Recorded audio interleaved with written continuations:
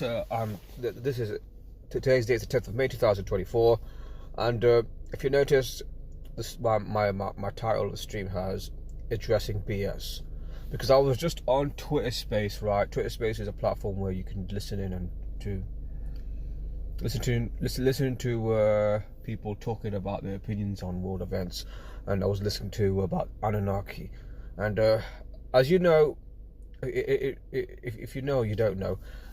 My view of Anunnaki is it's disinformation, and I'm just going to go through why it's disinformation. Main reason, it's disinformation. No, what's this? All these pop-ups here. Let me go to this. Let me tell you why it's disinformation.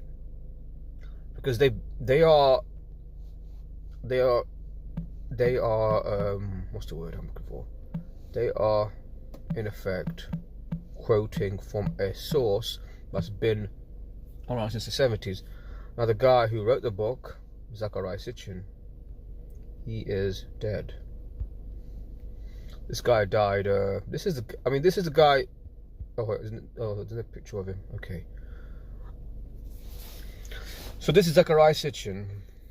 He was an author of a number of books proposing the explanation for human origins involving ancient astronauts, attributed the creation of the ancient Sumerian culture to the Anunnaki, which he stated was a race of ETs from a planet called Nibiru. Now, you hear this often about Nibiru, Planet X, and all that, but I'm just going to tell you this is all bullshit, and I'll tell you why. And there's more of an explanation, but I'm going to go into why it's wrong. And it's interesting that it sold millions of copies worldwide. Look, his ideas have been rejected by scientists, academics, historians, Sumeriologists, Orientalists, and anthropologists who dismiss his work as pseudoscience and pseudo-history. A flawed methodology, including archaeological and historical evidence and mistranslations. So that's the key thing. Forget about what they say about him. Let me highlight this.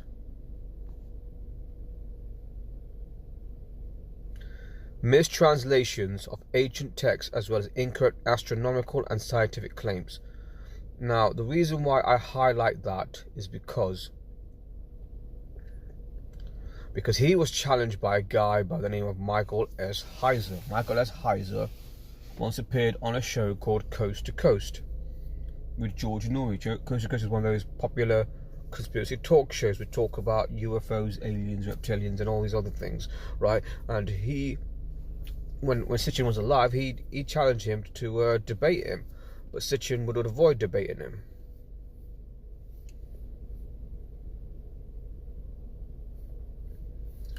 He says because Michael S. Heiser is a scholar,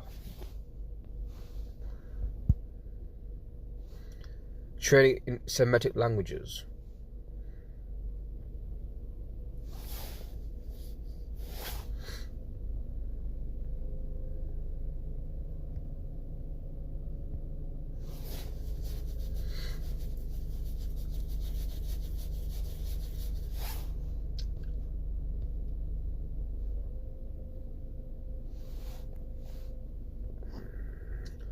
I mean, look, these are some of his books he's come across, right?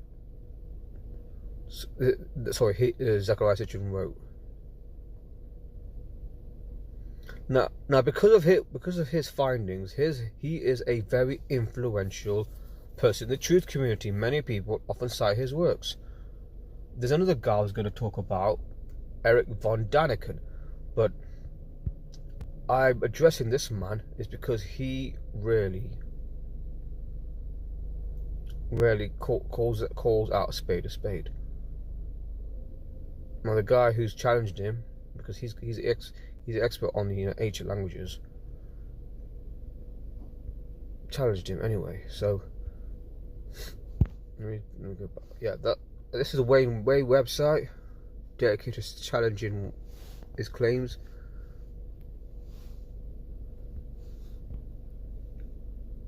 I mean, the word Anunnaki is not even in there. It's really Anunna, Anunna. Anun Ki. or Anunnaki.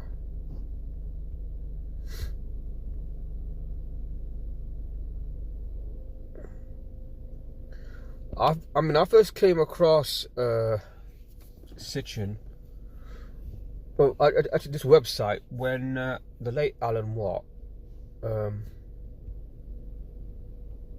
me just Google him. Alan Watt. He did a radio show where Alan Watt himself is a conspiracy researcher, so he does a lot of cutting through. Yeah, not to be confused with Alan Watts. So I'll make that clear. Don't get confused. He died a few years ago, but he really spent all his time exposing what's really going on in the world. He researched a lot of things about secret societies, round table groups. He was always into the real stuff, right? Not just bullshit. Though I do disagree with him on things when it comes to religion and that. And Moses being Egyptian, stuff like that. But point is, he did challenge so-called popular conspiracies that went viral by design, I believe, because that's what happens with certain conspiracies. Oh, there's no one there. So as I said, this is what he said.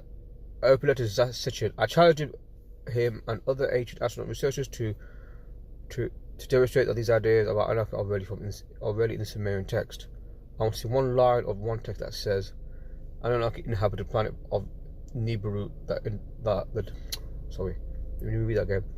I want to see one line of one text that says things like the Anunnaki inhabit a planet or inhabit Nibiru, or that term Anunnaki means people of the fire rockies, that sort of thing. Now I could join on Mr. Sitchin's bogus translations and understand the Anunnaki, but I thought something much better. You don't need to take my word for any of this. The Sumerian text online in English translation unsearchable, even my Sumerian word. I challenge you to click on the link below to watch me research the electronic text corpus of Sumerian literature.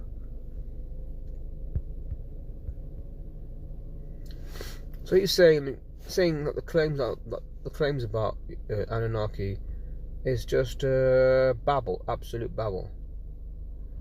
I mean, look, let's go with the Nibiru here as well. Nibiru.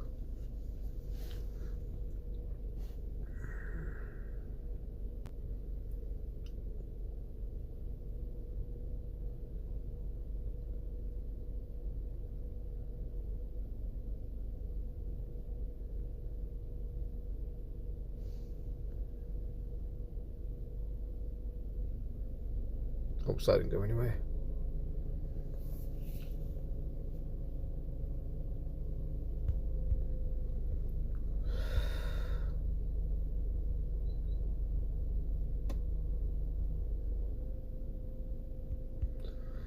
Basically, what he's saying is, just hovering this. You're basically saying this word does not.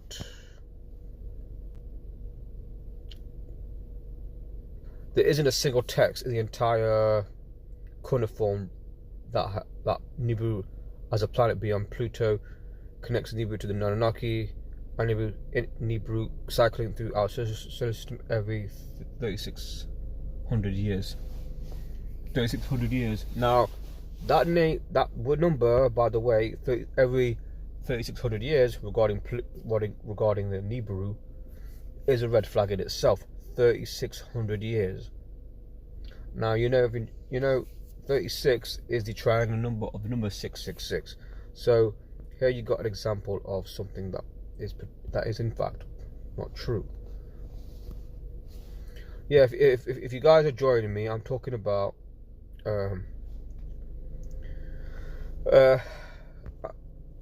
this conspiracy about Anunnaki, Nibiru, ancient aliens. The reason why I'm addressing this, because I think people, while it's important to look at these conspiracies, it's important to separate the ones that are credible, And also that might then there's others that might be totally crazy but are still credible, and the ones that are totally bullshit masquerading as factual. And that's what the Anunnaki theory is. And let me go to another gentleman.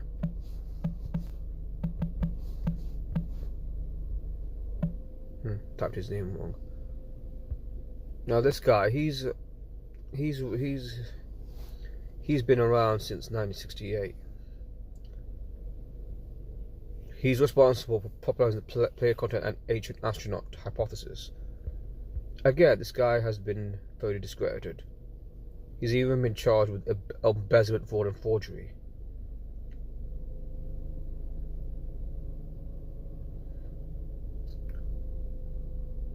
Again, people think he's, telling the truth. I mean, look, he translated 32 languages and sold more than 63 million copies. Again, his work has inspired all kinds of many researchers. David Icke, Jordan Maxwell, people like this, and Michael Serrin. Even Ridley Scott got some of his ideas for his film Prometheus. He found alien visitations on Earth, but again, there is a documentary that goes into this whole thing about how these guys are just feeding you bullshit. Okay, let me just go to Chris White. Yeah, there's also a website as well. I wonder if I can go get on it somehow.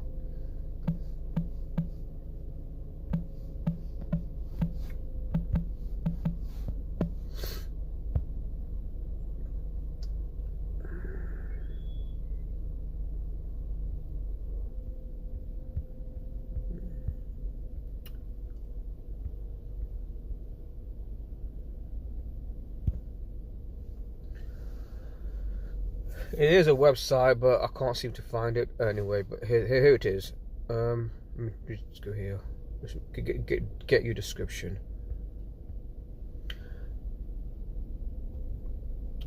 Ancient Aliens is a 3-hour refutation of the theories proposed on the History Channel series Ancient Aliens. Now, isn't it interesting that on History Channel they're promoting not just UFOs but ancient aliens, ancient astronauts, and they have these people you have these people talking their nonsense about what's going on. And in the documentary they talk about building sites, Puma Punka, the pyramids, Baalbek, Incan sites, Easter Island, ancient artifacts, and they point out that these things are the ideas that are being promoted are not necessarily accurate or the truth to it.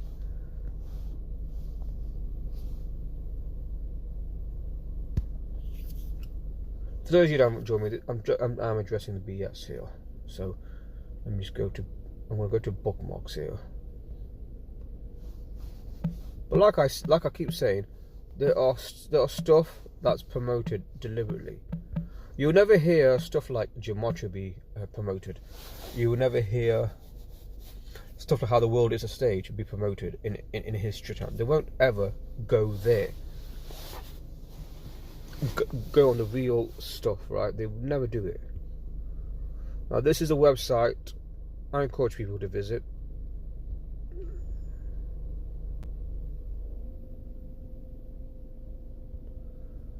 He backs up what he says here. Okay, let me just go to YouTube.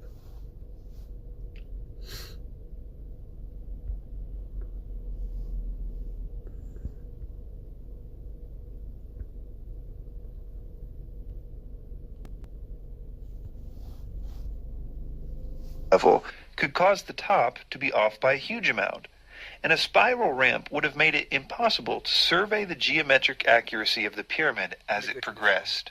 Add to this that there's no actual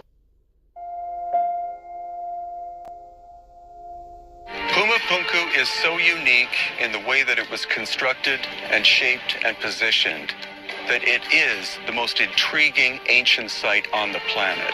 While the pyramids at Giza are incredible feat of achievement, compared to Pumapunku, the pyramids are child play. In my opinion, the most significant piece of evidence that we have in this entire ancient astronaut puzzle is Pumapunku in the highland of Bolivia. Well, if Pumapunku is considered such good evidence for the ancient astronaut theory, we should probably start off by looking at it. After all, it's the one that they say was built directly by extraterrestrials. Pumapunku is the only site on planet Earth that, in my opinion, was built directly by extraterrestrials. Now, he's one of the guys that's in that documentary, Ancient Aliens on History Channel. If you have not seen it, I encourage you to watch that first and then watch this one, because Chris Wright does a brilliant job debunking their claims. Because you got to understand that while it is great that we're waking up to this global conspiracy, you got to be careful about which ones are being used or being promoted to deceive us, and ancient aliens is one of them.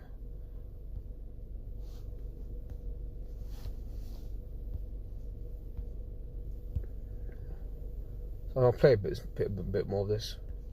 Ancient Aliens starts off with a false dilemma by making people think that it was absolutely impossible for ancient people to construct Pumapunku, even to the point of making outright false claims. One of the most intriguing things there is that the stones that were used there aren't sandstone, they're granite and diorite. The only stone that's harder than diorite is diamond. So the only way that this could have been achieved is if the tools were tipped with diamonds. This is funny because it's totally wrong. The stones are not granite or diorite at Pumapunku. They are red sandstone and andesite. But this is also funny because of the way that he says it. The stones that were used there aren't sandstone, they're granite and diorite. Well, yeah, actually, it is sandstone. You can't blame him, though. It becomes obvious that throughout the series, he often just repeats things he's heard in Eric von Daniken's books. Von Daniken's books are what the Ancient Aliens series is based on. Later, we see Eric von Daniken himself make the exact same, totally wrong claim. Of course made out of stones found on Earth, because you don't transport granite or diorite from another solar system. Von Daniken continues building up this false dilemma. One of these platforms is 800 tons. This is very incorrect. The heaviest block at Pumapunku is 130 tons, and most of the stones are much smaller than that, so he's off by a whopping 670 tons. Unfortunately, we will come to expect this kind of thing from von Daniken as we progress. Ancient Aliens spends quite a lot of time pointing out the various features in the stonemasonry at Pumapunku, and then declaring it impossible to do without power tools. Each of these small drill holes are basically evenly spaced along this routed groove. To me, it's clear that power tools have been used on this unusual block of stone here. Well, exactly, and this surface is as smooth as a tabletop, like in your kitchen. There's no wave to it or anything. This was machined. The sandstone and andesite stones at Pumapunku would have been easily worked with the most basic stoneworking tools. The idea that diamond-tipped power saws were needed is ridiculous. The red sandstone was relatively soft and easy to work with, and even though andesite is pretty hard, because of the way it cooled, it could easily be flaked off using stones as soft as 5.5 on the Mohs scale. Such pounding stones were found all over the andesite quarries in the area. Contrary to Ancient Aliens' claims that archaeologists are baffled by Pumapunku, archaeologists know the basics about how Pumapunku's stones were cut and shaped. This is partly because there is evidence for this all over the site itself. They actually used a method that almost all ancient stoneworkers used. They used hard pounding stones to pound out trough-like depressions. Later on, they used flat stones and sand to grind the stone to make a polished surface. We will see later on that this is also how the Egyptians, thousands of years before this, made their flat-surfaced granite monuments like obelisks. Sand, as we will see later when we look at Egypt, has extremely hard particles in it, and if placed between a flat surface and a rock, can polish even the hardest stones known to man. In fact, the harder the stone is, the better it can be polished using sand.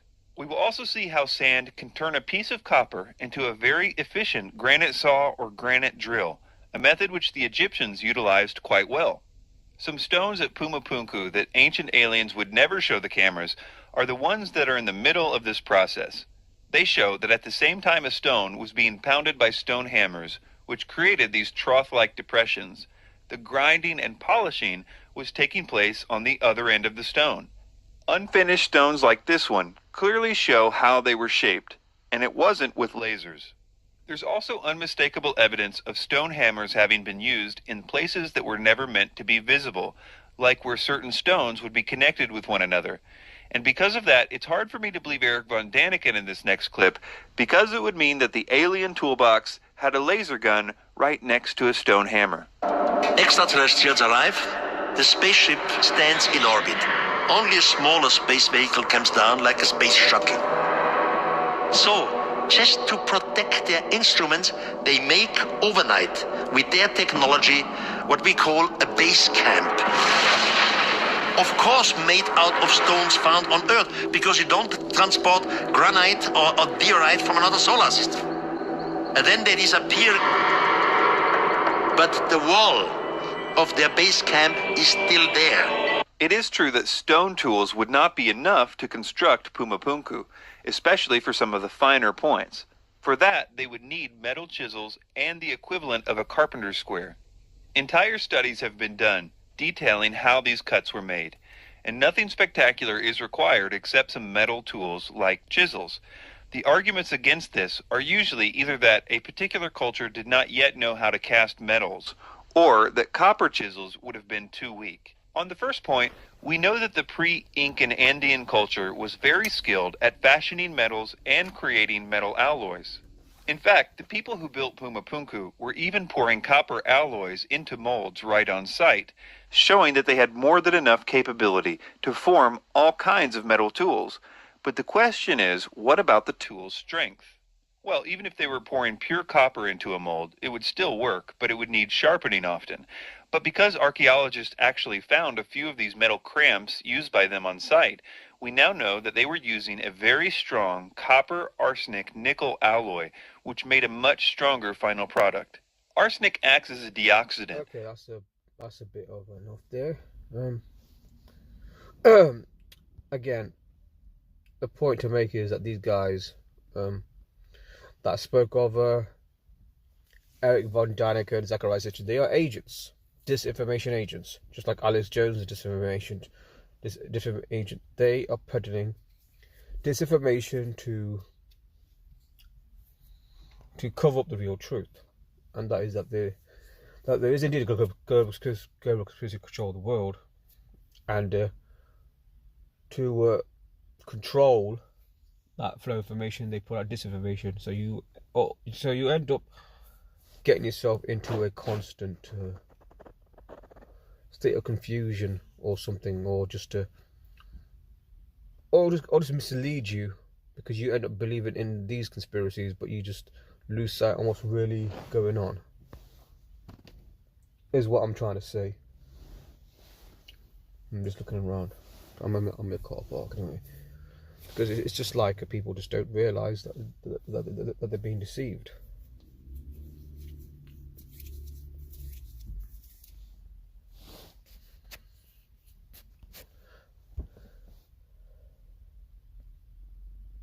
I just think people are just so. It's almost like people in the truth community seem to be easily deceived, and it's disturbing. And something I wanted to speak about, but I won't touch on too much. Is this event here where this man here was beaten up by police on March 3rd, 1991. What's curious about March 3rd, 91 is that just get to it. Yeah. So just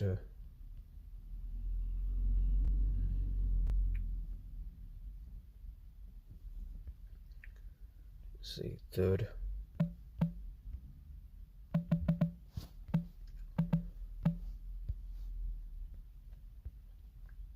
It happened. I mean, look at this, right? Rodney King was beaten up on the 3rd of March, 1991, and this event occurred on the 303 days left in the year.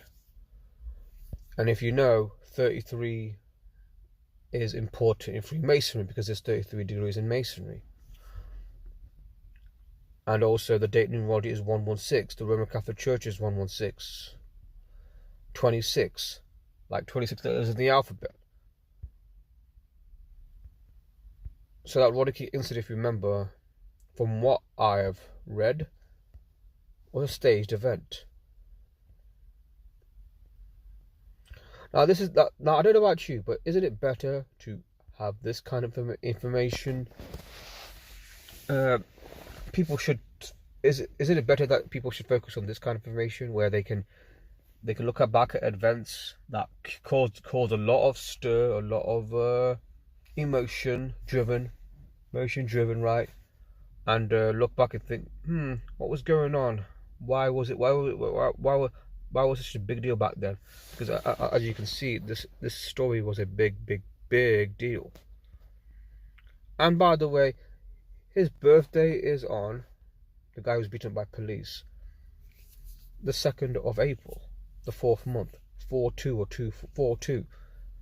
And you know where I'm going with 4-2, right? 4-2 is one of those shaming up numbers, because you know the N word is 42. Sorry, let me just, don't want to sound offensive. The N word's 42. Slavery is 42.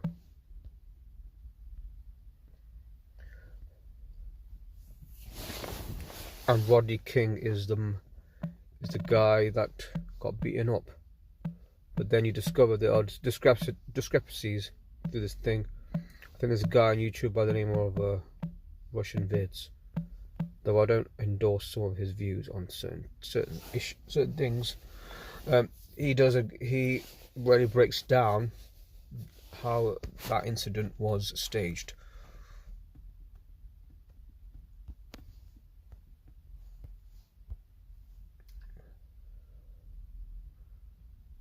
Because that's what it comes down to, that these events are staged.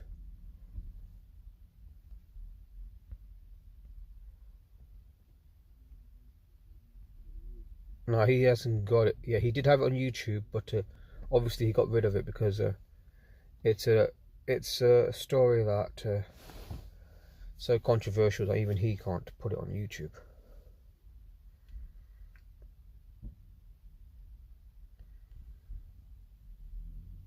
How to kill all mosquitoes in the area in 90 seconds. This simple but brilliant trick you can do to...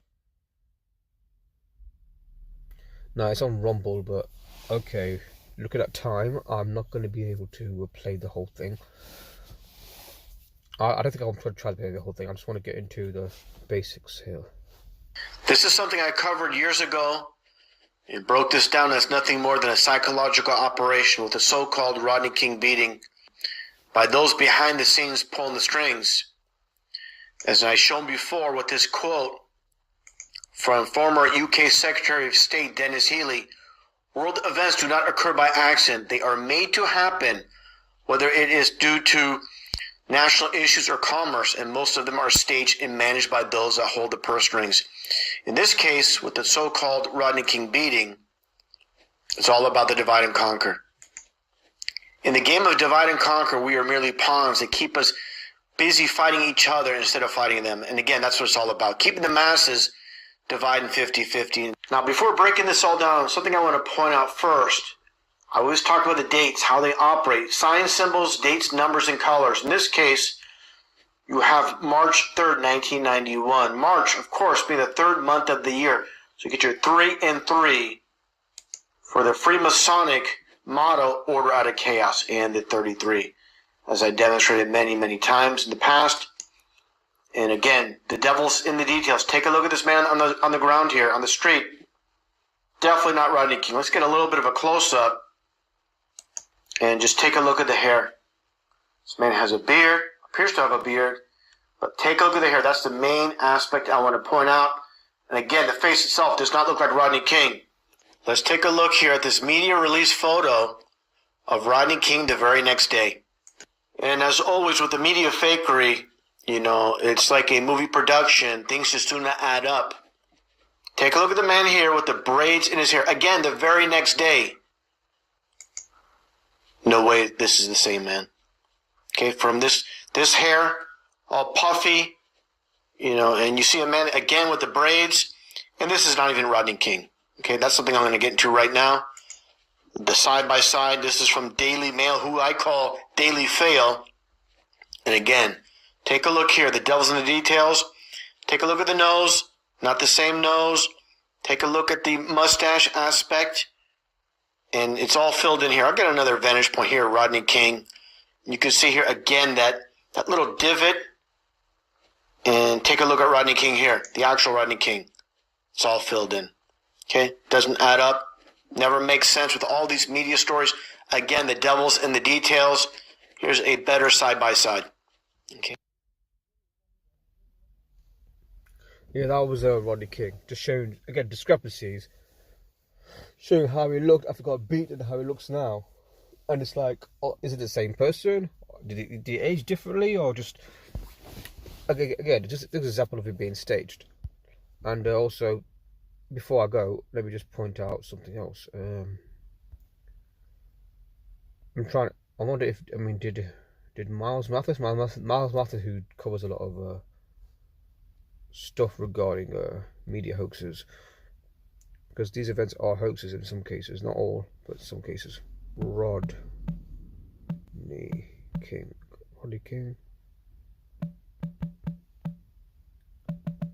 I don't think he's got it, has he? No, I don't think he's got it. Never mind. So again, they pull out these psyops for a specific purpose to get a reaction. They play with your mind, of course, and more importantly, play with your heart. Get you emotionally invested, involved. Get you angry. Get you pissed off. Get you crying. Because that's what they do. These psyop events, they do that. Same thing with these elections. They got you emotionally invested in the election. Okay, you don't like Biden, but here's your alternative. Trump. You don't like Trump, here's your alternative. Robert Kennedy Jr. But you don't realise they're all just being controlled. Whether it's the Democrats, Republicans, or the third party. Yes, third party candidates are controlled as well. In case you don't know, they are controlled as well. That's the point to understand. Doesn't matter who you put in power, they're controlled by the same people. Now, I've been addressing a number of stuff in this video, in this live stream. Before I go, from the Anunnaki, ancient aliens bullshit to Rodney King, and now the political election stuff. So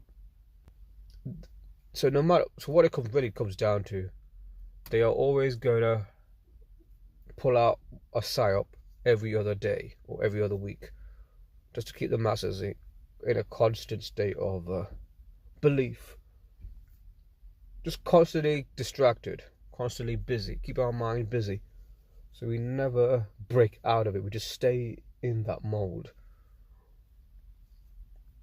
I honestly think that these conspiracies about ancient aliens and Anunnaki, they want you to focus on what's going on outside of the earth. It's always about what's going on outside. What's going in space? What's going on there?